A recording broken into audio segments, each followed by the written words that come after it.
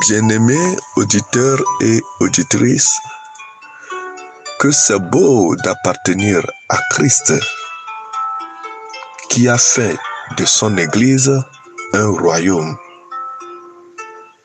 Oui, les croyants en Christ constituent un royaume. Ce royaume qui est appelé le royaume de Dieu sur la terre. Que ton règne vienne, nous apprend Jésus-Christ. Nous sommes dans l'émission Parle Seigneur, car ton serviteur est à l'écoute. Et vous êtes en train d'écouter la voix de votre serviteur Sanvi Kokou Apetogbo Samuel. Il fait beau de vivre dans la présence de Dieu. Là où se trouve le trône de Dieu, et devant ce trône se trouvent les 7 esprits de Dieu. Nous avons commencé une étude sur le livre de l'Apocalypse. Un livre que beaucoup de personnes n'aiment pas lire. Pourquoi? Parce qu'ils ne comprennent pas. Et pourtant, le livre nous apprend dans son premier chapitre, verset 3, que heureux celui qui lit et ceux qui entendent les paroles de la prophétie et qui gardent les choses qui y sont écrites, car le temps est proche. Nous devons lire le livre de l'Apocalypse parce que le temps est proche.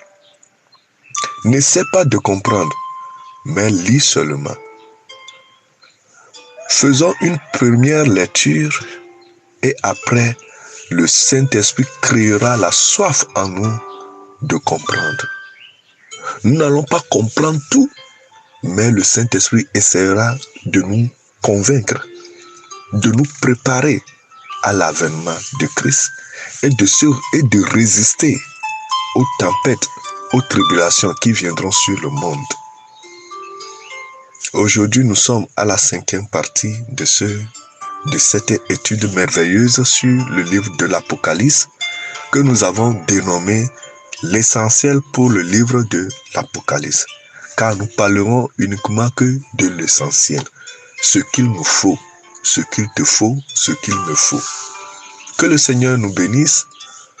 Bienvenue au site de l'Apocalypse.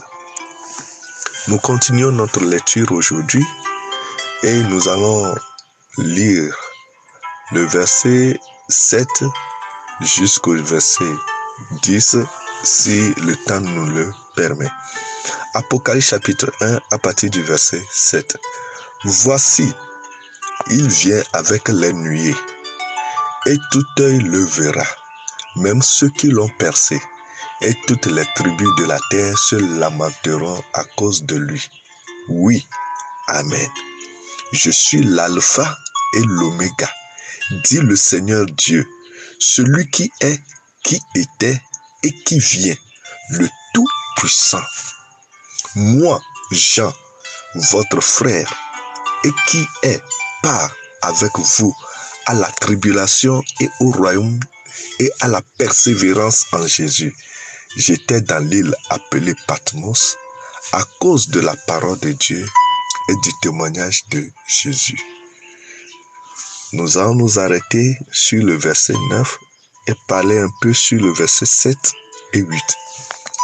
Le verset 7, dans le verset 7, là on nous dit que voici il vient avec les nuées.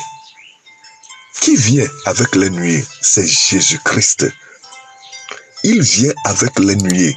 C'est significatif.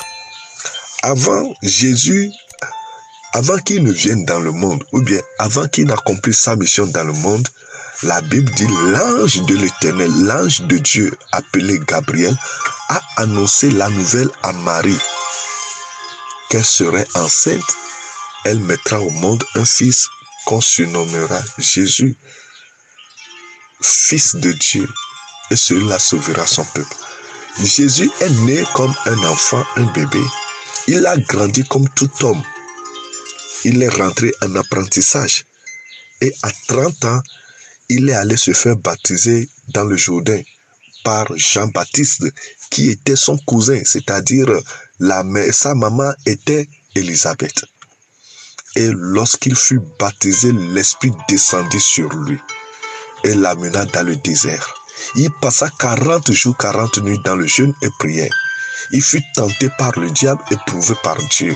Et après les 40 jours, il est rentré dans le temple, il a pris le livre du prophète Ésaïe et il a lu: l'Esprit du Seigneur éternel est sur moi parce qu'il m'a oint pour annoncer la bonne nouvelle aux pauvres. Alléluia. Et là, il a parlé de sa mission. Après avoir lu le livre, il la roula et il a dit: aujourd'hui, cette parole s'est accomplie.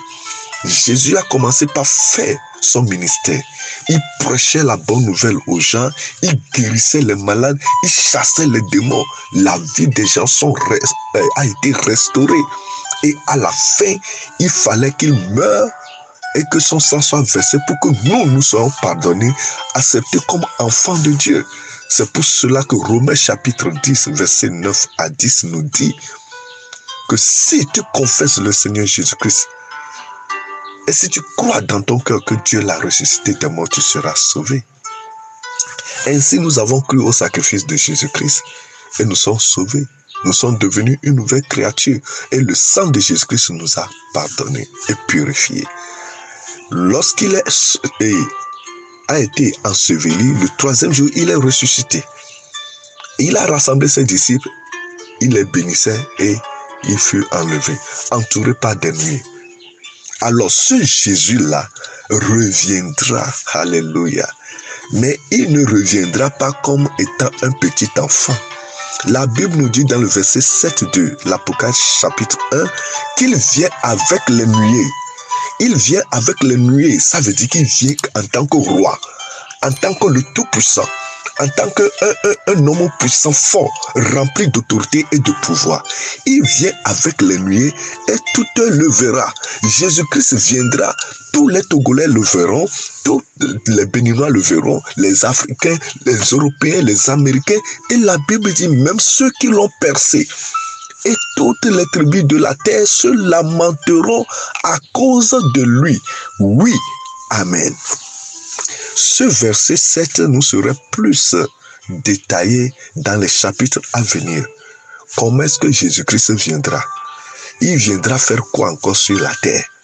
Oui, en ce moment-là, il viendra régner sur toute la terre. C'est en ce moment-là qu'on l'appellera roi des rois et seigneur des seigneurs. Il viendra. Jésus reviendra encore sur la terre. Et sa venue là est différente de l'enlèvement de l'église. Lorsque l'église serait enlevée, tout un ne verrait pas Jésus-Christ. Mais seulement c'est ceux qui sont nés de nouveau, ceux qui ont accepté Jésus-Christ comme leur Seigneur et leur Sauveur, c'est ceux-là qui seront enlevés. Et l'enlèvement de l'église se fera en un clin d'œil, paf, et puis les gens disparaissent. Et la Bible nous dit que nous serons enlevés, transportés dans les airs. Et nous allons rencontrer notre Seigneur Jésus-Christ qui nous amènera dans le royaume de son Père. Et maintenant, Jésus reviendra pour régner sur la terre pendant 1000 ans.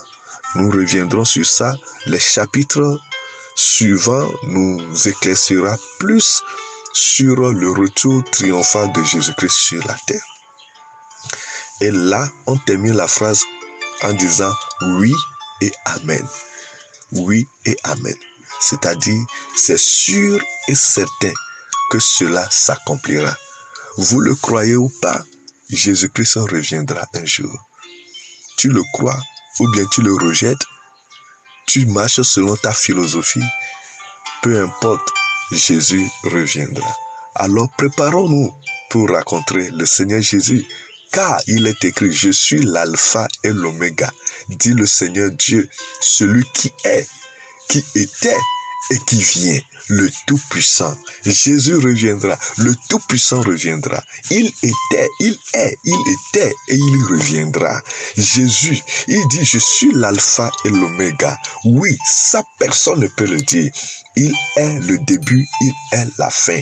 Il connaît le début du temps, il connaît la fin du temps. Il est le maître du temps, il règne, il est Dieu.